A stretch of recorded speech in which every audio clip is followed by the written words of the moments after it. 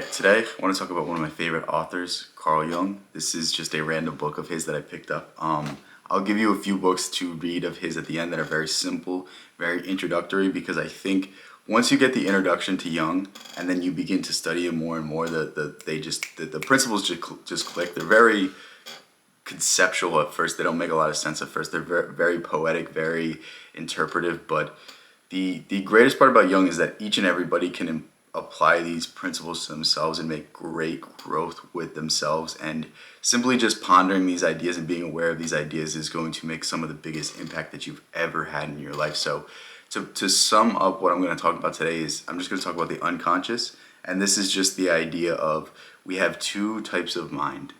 Again, I'm vastly oversimplifying it, but we have the conscious mind, which is what you need to know for your day-to-day, how to drive, how to brush your teeth, the information that it takes you to do your job or do whatever it is that you do. And the unconscious is the memories that you've repressed, the memories that are no longer having such a great impact on your life that you have to pull from them day after day. But these memories are still present. They're buried, they're unconscious, and they affect you in very subtle ways. They affect you in ways that are usually beyond our comprehension. There's usually not a clear tie to them. But for most people, these unconscious memories are still holding them back, are still preventing them from being everything they should be. And it's very scary to realize that you're not where you want to be because of the things that have hurt you in the past, and these things that have hurt you, even if you don't believe they're affecting you, they are. They in some way shaped how you respond to situations. They in some way shape how you push yourself out into the world. For the longest time, I wanted everyone to like me because when I was younger, I never felt like I got the love from my father. I never felt like I got the respect.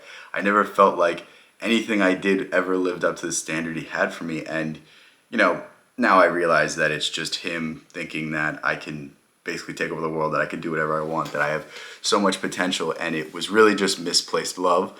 But again, it's like these are things that go to shape you, and even just that recognition of me coming to grips with that has so fundamentally changed the person who I am. I no longer try to please anyone except myself. I no longer try to do anything that does anything for anyone else unless I am first happy myself. How can I give back to others if I'm not happy myself? How can I do anything out of the goodness of my heart if my heart is not good?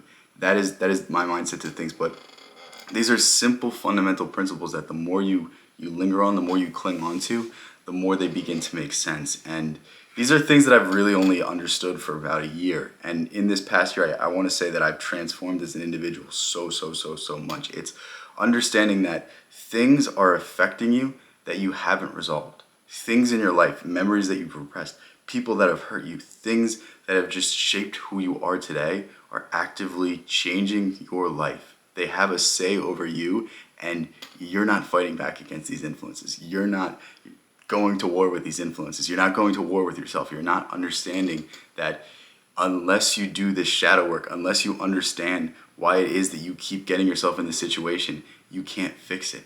And once you start resolving these issues, once you start resolving these traumas, these childhood issues, or even if it just happened a year ago and you just repress it so much that it's no longer in the forefront, like we are all being influenced by things that we can't see, and the moment we can start to see them is the moment we can start to combat them.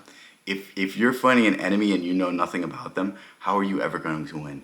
Versus if you do some tape on them, if you watch some film on them, if you in some way know how they're going to approach you, how they're going to attack you, the reason why you're feeling this way, the reason why you're feeling that way, now you can start to address it. Now you can start to do something about it. But it's the recognition of the problem that really makes it so much easier. And I'm telling you, these are ideas that if you start to ponder, these are ideas that if you start to really analyze and really start to think, why did I respond this way and this way? Was there something that caused me to do this? Why does it feel like I don't have love from anyone? Why does it feel like I don't have this? Why does it feel like I don't have this? Why does it feel like I need a people please? Like when you get to the root of these issues, when you get to the root of these things and think of it in the context of what happened to you in your life that forces you to have this issue, that forces you to have this insecurity, that forces you to do this, and then you resolve that issue, and then you forgive that other person, and then you drop whatever lingering issue you have to that memory, it's like a weight off your back. It's like you're walking around with 100 less pounds on your back, and now you can actually just go live life. Life is hard enough as it is. Why are we carrying around baggage? Why are we carrying around things that don't benefit us? I firmly believe that if you do anything for yourself that isn't good for you, it's idiotic. If you hold a belief that doesn't uplift you, what's the point of it? I only do things to uplift myself. I only do things to make myself better. I only do things to make myself feel better. Am I perfect? No.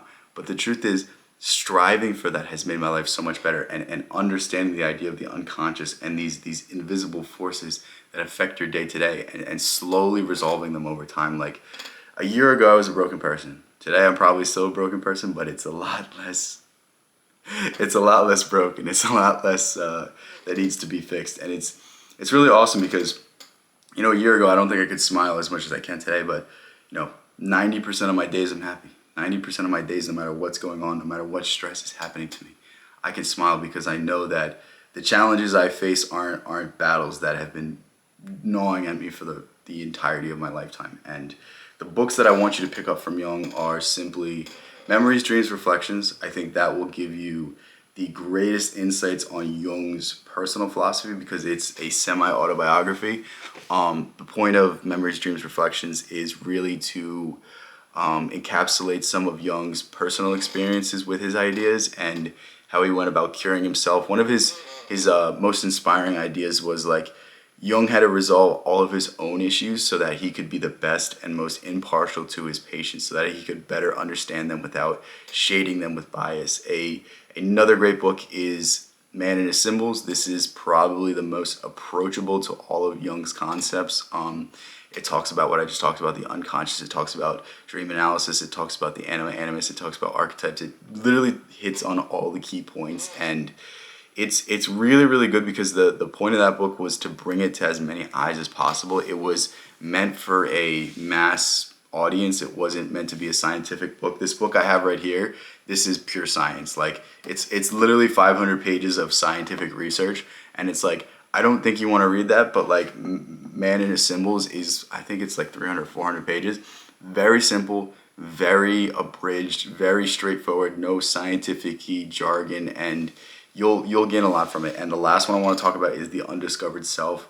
This is one of Jung's works towards the later part of his life, and it talks strictly about the unconscious and how society affects the unconscious and how we're all controlled by unseen forces that take us away from who we really are. And I think it's a very brief and a very good introduction to a lot of his overarching ideas. And, you know, armed with 3 books, I think you're going to go really far with these 3 ideas. And yeah, if you read all of these and you want more suggestions by him, please let me know. I will be so happy to give them to you because I love Jung. Some of his insights have helped me far more than any other mind that I've ever studied. And the more I can spread Jung, the more I can spread these ideas, the happier I become. So peace out. Love you guys so much. I will catch you in the next one.